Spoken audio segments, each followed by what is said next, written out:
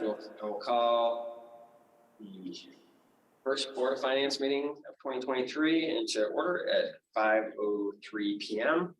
Hope everyone enjoyed their time away.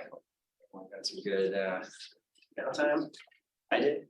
I'm excited to be back with you and diving in for another year here. So the first item on the agenda is the agenda. Welcome motion to amend it or adopt. I would move to adopt the agenda. Second. Great. Thank you, Councilors McGee and Jang. Any discussion of the agenda? Seeing none, we will go to a vote. All in favor of the motion, please say aye. Aye. Any opposed? Motion carries unanimously. We have an agenda. This brings us to the public forum. And I am looking around the room. I don't see anyone in the room that is wishing to speak to the Board of Finance. Checking our attendees. Please raise your hand if you do want to be recognized now. It doesn't look like there's anyone online. So we will close the public forum and move to the consent agenda, which really involves just the adoption of December 12th minutes. Are we ready for a motion to adopt the consent agenda? So moved. Thank you, Councilor McGee. Seconded by Councilor Jang. Discussion of the consent agenda. Seeing none, we will go to a vote. All those in favor of the motion, please say aye. Aye. Aye. Any opposed? Motion carries unanimously. Okay, that brings us to the section 4 of the agenda, which is we have 5 items for approval and recommendation to the City Council. Then we'll have 1 item just for Board of Finance to approve, and that is the agenda. And we are hoping to be out of here in about 25 minutes when there is a work session planned for the full council. So 4.01 is the authorization to accept grant funds for the operation of the Elmwood shelter. This is good news as we for some time have been seeking additional funds from the state beyond the funds that we already have committed, and we have some good news in this area. And welcome Sarah Russell, our Special Assistant at Homelessness. Why don't you bring us up to speed on where this stands? Sure. So we were successful, as the mayor mentioned, in our request to AHS to increase our funding. They agreed to fund us we had originally asked for 1.4 million. They've agreed to fund us at 1 million. And this grant agreement is prorated for October 1st through June 30th. They made an extra point to tell us that they could not guarantee ongoing funding, that it was a year-to-year grant. So we need to begin another application to OEO in a couple months for next fiscal year's funding. And we're working with CHT. They agreed to make some changes to their budget, and so we're working through that with them right now. So what you have is a request to execute the grant agreement when it comes from OEO this week. Great, thank you. Floor is open for questions, discussion, motion. Councilor McGee. Thank you for bringing this to us. I'm glad that we got the additional funding. Kind of unfortunate that it's a year-to-year grant, and uncertainty is never a fun thing to deal with. Is it dramatically changing the operation plan for CHT? No. Okay. No, not at all. Okay. So essentially an augmentation to what they've committed already from funding. So it's really an increase with recognition that the staffing levels that we had projected needed to be expanded to ensure good outcomes, basically. Okay. And I guess the only other question I have, which I sent earlier was in regard to the timeline for opening. We're into January, just kind of managing expectations there for folks. We are obviously, as I think all of us, we wanted this in place a while ago. So let's just start with that as the baseline. COVID, supply chain issues, labor force issues. We have a builder for both the bathhouse and the common building from Maine. Maine is got this modular company, which turned out to be a very good choice in terms of the quality and the price point. Maine as a state is incredibly restrictive on when you can travel with these extra wide loads. You can't travel Monday, you can't travel Friday, you can't travel when the weather is precipitating in any way, and you can't travel on either side of a holiday. So when you look at a calendar, it leaves you very few days to travel this time of year. And we've been really hit by that. So we lost some days there as well. But the common building has been lifted from the crane, by the crane onto the site, or I should say onto essentially the sill that it sits on, which is the structure that supports it. And the two sections, which are basically two modular units, have been married together, and the roof has been shingled. So that building is ready for the interior work to take place that is needed. We expect the bathhouse in the next few days, and fortunately the crew that brings it can actually just turn around and go back to Maine with their equipment, because once it comes off the flatbed, the local contractor who's been managing the project knows enough just by being there today how to set the building, how to set the structure. So once it's there, that project will begin on the bathhouse as well. So we're, cross our fingers, but it's about a 2-week process from the time it arrives till the time it's ready to be occupied. So looking at by the end of the month is what we're really optimistic about. Okay, thank you. Appreciate that. No, we've had a lot of outside forces that have influenced the timeline for this. I appreciate you all working through that. So, Yes, Jenny, go ahead. Thank you and happy to hear. We talk about friends after. Yes. All right. Yes. So it seems that spending the whole total was like for this project to be operating for 3 years. Now we experience some delays. Would it extend that delay time still?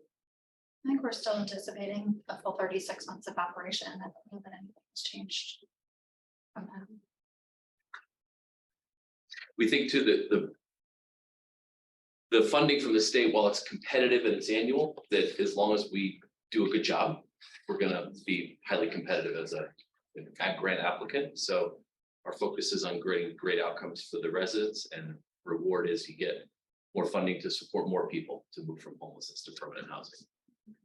The state's also has really prioritized expansion of non-congregate emergency shelter options throughout the state, obviously, because there's such a challenge with the hotel system being so backed up that they are really desire to implement more emergency shelter across the state. So this is a huge priority area for Agency of Human Services. thank you. I would just add that in 3 years, in some ways, seems to go really quick. In other ways, it is a significant amount of time.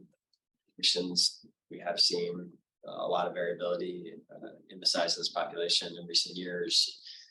I think it's a little early to definitively conclude exactly what the kind of end dates look like. This things could change. So we do anticipate. We have sort of had preliminary discussions with CHT about the site becoming a permanent affordable housing site, as we discussed a little bit before. And I think I think it's accurate what was just said to you, that we're anticipating a full 36 months. There could be some amendments to that as we get farther into all these conversations. I think it's very good news that we've been able to get this substantial increase in the state funding for year one. I agree with the notion that it is true, it's just a one-year commitment, but we will be pushing very hard. The state has been state talks a lot about this project. They want to see this succeed. I'm certainly hopeful about future year funding, and at this level now, which is much closer to what we had originally projected, it makes me hopeful that we'll be able to come back to you in the coming months with a second level of housing investments from our ARPA funds. If you remember, we kind of earmarked together about $5 million of our $27 million in special ARPA funds for homelessness and housing initiatives. We committed about $3 million of that. We haven't committed any more, in part, frankly, because we were concerned we may need to put a lot more towards this project. Starting to have some hope that we are not going to have to do that, and we'll be able to bring other housing initiatives forward. A lot more to say about that, but that's where it stands on. And there is still some, more to work through here, but that's where we are now. Okay, so where are we? I don't think we've had a motion yet on this item. I'd be happy to make the motions right now. So thank you, Councilor McGee, seconded by Councilor Jang. Any further discussion? Seeing none, we'll go to a vote. All those in favor of the motion, please say aye. Aye. Aye. Any opposed? The motion carries unanimously. Thank you both.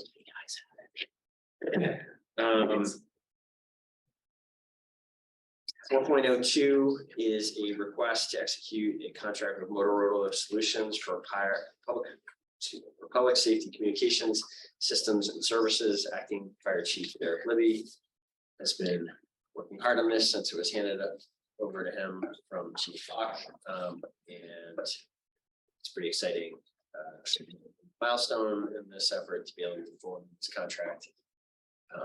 So that I think that. Yeah, I mean, like the memo says, this replaces an aging and unsupported system that is essential for public safety throughout the city.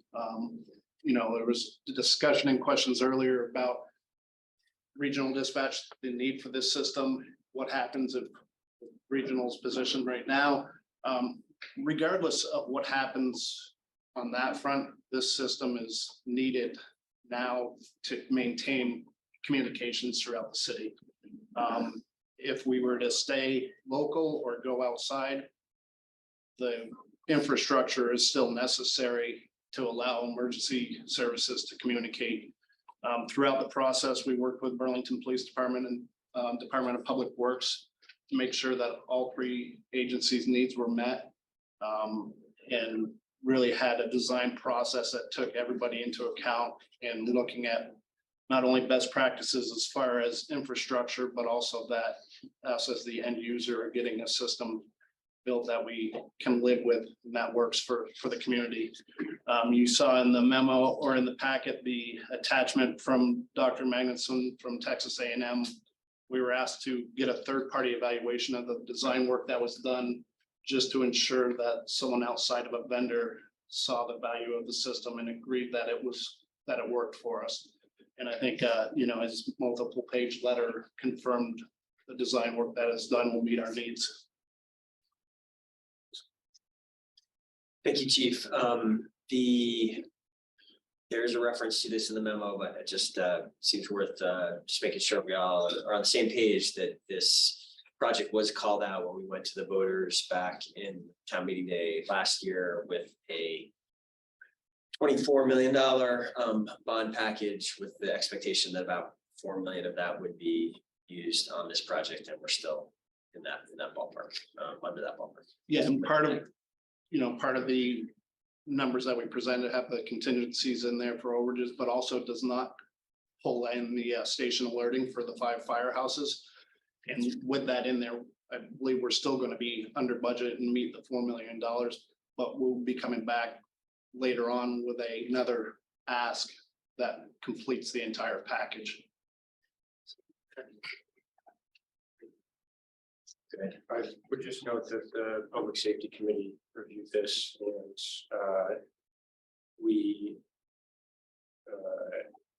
signed on to it. We're happy with the memo and appreciate the work that's gone into this. I just want to note that there is the item that It's listed as the Public Safety Committee recommendation. There's actually the letter from the professor at Texas A&M. So I don't know if there's another document that coincides with our recommendation, but I just wanted to flag that. And I'd be I happy see to what you're make saying. the motion on you. Thank you, Councilor McGee. Are you guys following that? Just there's a document on board docs that's labeled public safety recommendation. Was that a written recommendation from? I think that may be the title of the document that the doctor had sent to us, Public Safety Communications. Okay, Or not the committee. great. Yeah, Yeah. a little confusion there. But it is helpful to appreciate that Yeah. you guys took that. It was step. supposed to be communication, but it looks like committee, I see. Yep. Would be, I don't know if there's a way to, Yes. usually we like somehow let the full council know that the committee has taken action. And in the checklist, it's marked off that they Yes. supported it. I think in the memo, it speaks to. Yes, on the checklist, it does say Public Safety Committee reviewed it on the 1st of December. And it is in the memo, but it's a very lengthy Gotcha. memo, so it's a little dense to get through all of that. All right, so Just wanted to clear up any confusion. Thank you. very good. I'm happy to make the motion. Okay, thank you, Councilor McGee. Is that a second? Question. Good question. Okay, before we go to the question, do we have a second for the motion since it's all Second. your second as well? Okay, then go ahead with your question. Thank you, and especially with the due diligence. Of the people who design this technology, but talking to other people, I think that's great. But have you actually tried the product itself? Currently, we use 90+% Motorola products. And part of the importance of staying with Motorola is the interoperability with infrastructure. You know, the radios we have in trucks, the portable radios that officers and firefighters carry, allows compatibility of it. So the Motorola product is tried and true for the Burlington Fire and Police. We've tried other products that have led us back to Motorola. And you know, what you're doing with the old technology that once you do the. A lot of it's recyclable, that it's no longer supported, it's end of life.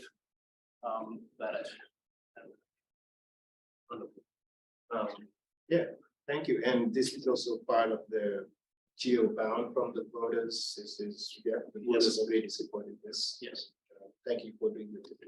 thank you. Great. Any further questions? Further discussion? Not, we will go to a vote. All those in favor of the motion, please say aye. Aye. Any opposed? Motion carries unanimously. Okay, 4.03 Roosevelt Park. Thank you. Thank you. Just moving on to try to get us through before 5:30 here. Roosevelt Park tennis courts reconstruction. Cindy's available. Cindy is on the Zoom if needed, Max. But why don't we see how the board like to proceed? Are you ready for a motion on this, or would you like to hear from Parks?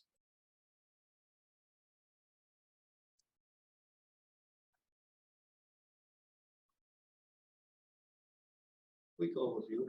Okay, great. Go ahead, Max or Cindy, can you go through how we got to this project? Yes, I can go through how we got to this project. We had a request from Penny for Parks actually in our previous fiscal year. So this would have been in November of, say, 2021, I suppose, just to resurface the courts and sort of freshen them up. And we had set aside Penny for Parks funding in the amount of about $10,000 to $15,000 just to do a quick resurface. We got a number of contractors out there to take a look at it, and there was nobody who was willing to take on resurfacing those courts in that amount who would also be willing to warranty their work due to just the overall age of those courts and the likelihood that the cracks would reappear. So coming into this year, we had requested some assigned fund balance and are pursuing a full reconstruction of these courts, which are about 30 years old, which is kind of beyond what you can expect for the lifespan of the pavement. So that's how we got to this point. We put it out to bid. We got 2 bids and are going with the low bidder, whose bid amount comes to about $125,000, which is a little higher than what we've seen in previous years, but is not far over what we were expecting. Great. Thank you, Max. I think this is, these courts are, we have courts all over the city that Parks has worked hard to keep in good shape. I think these are particularly important courts for the partnerships that we have around this with youth on the ball, right? And Yeah, kids on the ball. Kids on the ball, right? Which has been a great program and partner for years now. So, Councilor James. Yep, happy to make the motion as indicated. Thank you. Seconded by Councilor McGee. Any questions, further discussion? Seeing none, we'll go to a vote. All those in favor of the motion, please say aye. Aye. Any opposed? The motion carries unanimously. Thanks, Max. Thank you. Okay, next up, we have a Human Resources Director market factor adjustment. There is a memo from me on this item. We also, Jordan has worked with me on this, and so happy to answer any questions about this proposal or say before I kick it off, happy to do that too. Councilor Jack. I was wondering if we have anybody from Galloway and Flynn about have questions about their methodology and get the overview here. Sure, we don't have someone from Gallagher Flynn here. Jordan did work with them. Why don't you come join us here, Jordan, and go ahead, Ali, if you could expand on your question, that'd be great.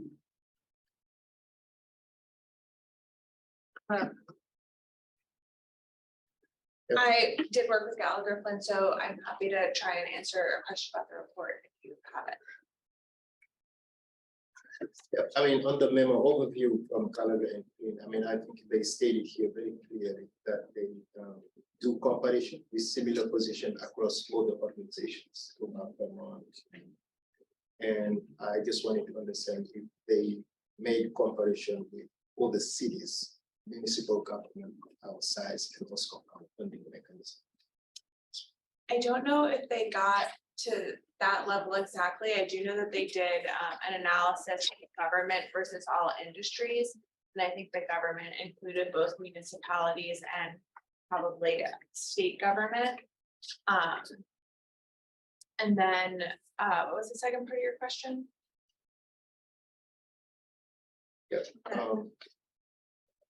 Yeah. Oh, one thing that they look at is they reviewed our specific job description and evaluated that with a comparison to the number of employees in our organization. And they used that as a factor when looking through their other models and determining comparable positions. I will note that I believe I'm reading the report correctly, that it does list a range of government organizations from 50 million to 200 million. So, we're kind of right basically in the middle of that range, almost $100 million budget, more if you consider our enterprise funds and whatnot. That, if you we're over that we're right around 200 million if you put all the enterprise funds in there. So I think they made an attempt to look at comparable organizations. That's the way I understood this documentation. Yeah, I really wanted to also understand those government entities, their compensation philosophy as well, because it's missing as part of the report. Yeah, that's why I need to ask them a question about who they compare with. Seems it's state, only around the state, and not national. And also government is one thing, but government of our size So in terms of people being managed, being supervised, I think it's also completely different. But those are just possible.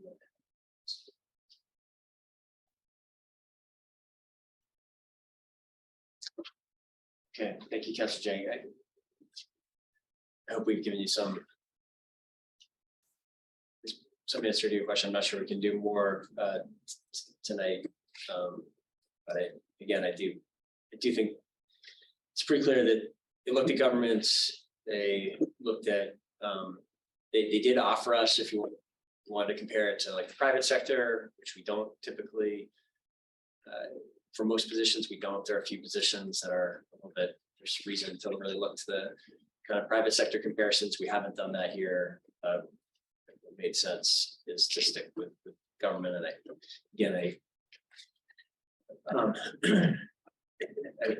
believe they have looked at comparable governments in the way they have written this report. The way that Gallagher Flynn does their analyses, and from what I understand, the way their models work is that they're not necessarily picking specific cities and saying, these are the cities we're going to compare to. They have more complex tools that aggregate salaries and that type of information off of many different organizations, which more accurately reflects what we're looking for versus just picking certain cities and using those as the benchmark necessary. Using those as the benchmark. This looks at a much broader pool of information and the budgets and number of employees in those organizations. And if Catherine's worked with Gallagher Flynn before, would you say that that's an accurate representation of their process? That is accurate, and there's a lot to get through in this report, but on the, looks like on page 7, you can see the various data sources, and they have their has been good about doing. You will also see then on page 8, we have the salary comparison with government, and then on 9 with all industries. And so we are focusing on page 8 with the government, but you can see it kind of sliced both ways here. And I think also they made a very good point. So whenever we talk about government, to make the distinction between local, state, and national markets. Yes. I think in this report, they didn't specifically say which one they compared this analysis to which one. On the overview, they made it very clear because all of those are completely different. My only concern is basically we are being asked to make the vote here tonight, and this comparison, this is not a recommendation for us to move forward with the range, right? And I would love to see all of these studies being done with department heads to be done basically thinking about the next fiscal year. And also this is also asking to do a retroactive pay October, which I think is a little bit concerning from my perspective. Analyses are important, yes, but also let's think about it from the perspective of next fiscal year, but not this fiscal year. That's it's actually in our personnel policy that some reclassifications are retroactive to the date when the staff started conversations began. And so generally when we seek reclassifications, it's very common for us to seek for them to be retroactive to a certain date, because that is in the personnel policy. I'm not sure I understood the first question. Was it that you think that this should be enacted for FY24 versus today? So let's make these studies and start to take them into account at our next fiscal year. That's what I'm pleading for. But not, and also to make the distinction between positions that are already being filled and also positions that we are trying to fill. These are positions that are being held by city employee already. But I feel like, yes, we need to make the study in order to give them competitive wages, but starting next fiscal year. This is all about how do we manage our funds as we move. This was a couple of things in there, I guess, I'd like to respond to. It's just make sure we're on the same page. So the memo makes the point that there have been, since the last time study of the department head salary, it's 2009 was the last time there was sort of a comprehensive across the board study of the salaries. It took several years over a couple of administrations for all the findings from that report in 2009 to be implemented. But they eventually were by 2012. All of those positions, except for the mayors, obviously, have been changed.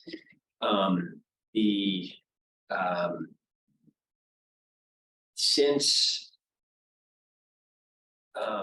then, more than half of the department heads, some other action has come up where we felt collective, the administration has felt, and the council has agreed that some adjustment to those salaries was necessary.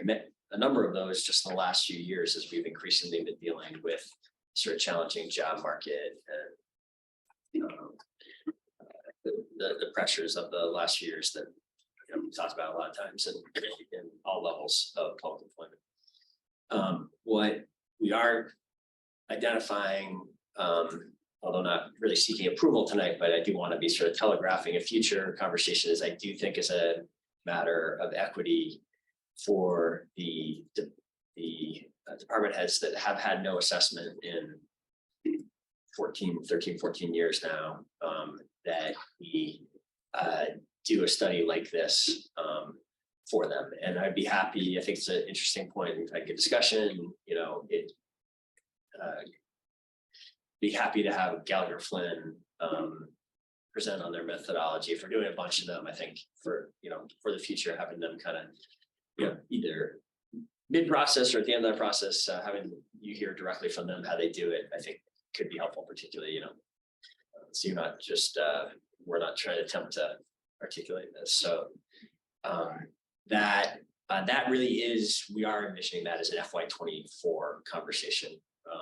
So we start these reports now, it'll take some time, we have that information, and we would, to agree that it won't necessarily come back saying we need to make a change in all cases. To agree they do, we would be looking to build that in for the FY24 budget. So I think we're in agreement about that, if that's what you're referring to.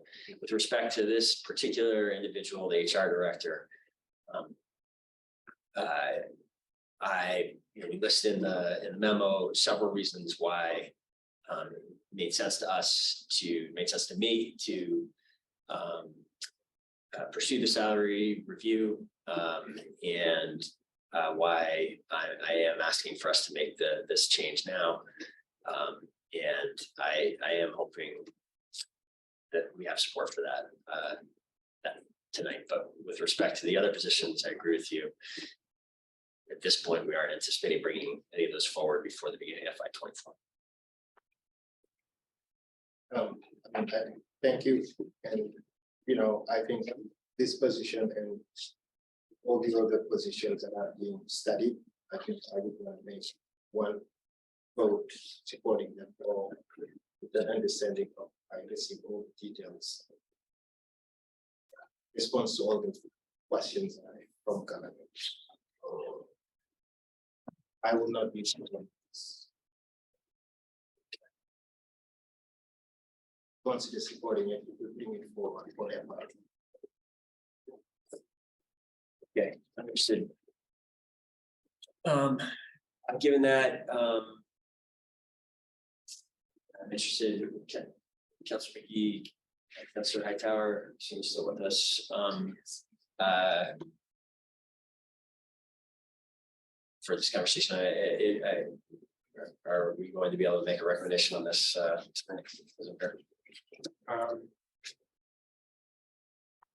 After reviewing the reporting, I feel like I'm comfortable to make a recommendation this evening. I do agree with Councilor Jen, we should have a pretty solid plan for reviewing these future positions in a very intentional way, especially if we're going to continue to see it's not an insignificant adjustment in salaries, especially if we're doing multiple of these. So just echo that.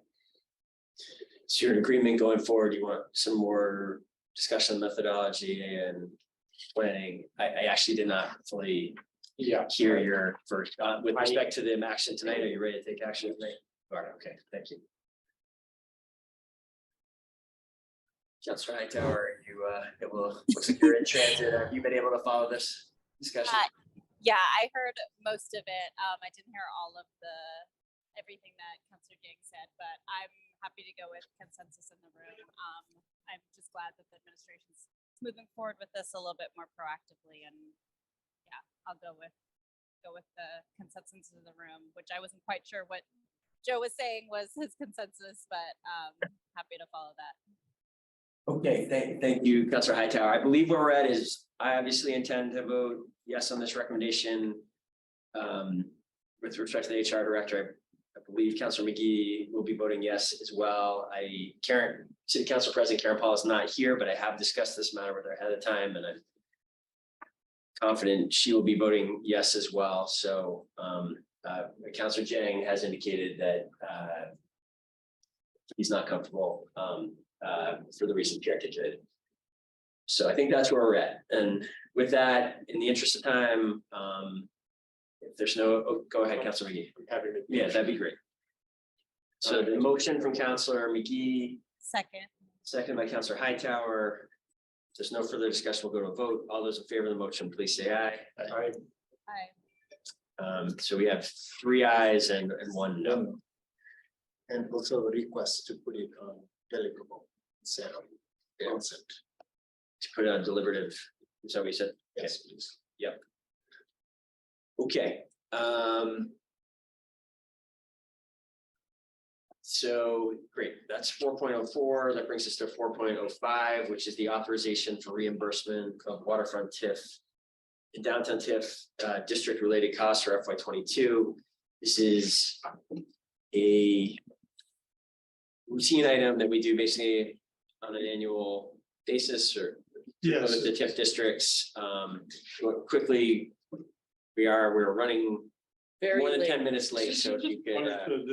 This is annual housekeeping, working within regular project budgets each year at the end. Well, at around this time of year, after the last fiscal year, we cleaned it up by having a reimbursement resolution for all our related costs for both of our TIF districts to complete the bookkeeping and move those funds into the respective TIF district accounts so they can be reimbursed with TIF. Great. One of the many things we do on a regular basis to stay in compliance with the complicated TIF law. Correct, each year, and we try to tie it in with our annual TIF reporting and our annual audit. Great. Hopefully that's enough of a summary for folks. Are there more questions, or are we ready for a motion on this end? Move it as indicated. Thank you, Councilor Jang, second by Councilor McGee. Any looking, see if Councilor Hightower has a hand up? She does not. So I think we're gonna go to a vote. All those in favor of the motion, please say aye. Aye. Any opposed? I believe that carried 4-0. I did hear Councilor Hightower as well. So with that, the final item, thank you both. The final item is authorization to execute a contract with the Economic Planning Systems Inc. for impact fee study. This is the beginning of an important process we've been talking about updating for quite a while now. Planning Director Megan Tuttle is here. You want to add anything to the short summary here? Yeah, I don't have anything major to add other than we already have a portion of our impact fee study underway with the Regional Planning Commission evaluating our transportation impact fee currently. That work is being primarily funded by the RPC, so this is our funding for the assessment of the other service areas alongside the transportation impact fee.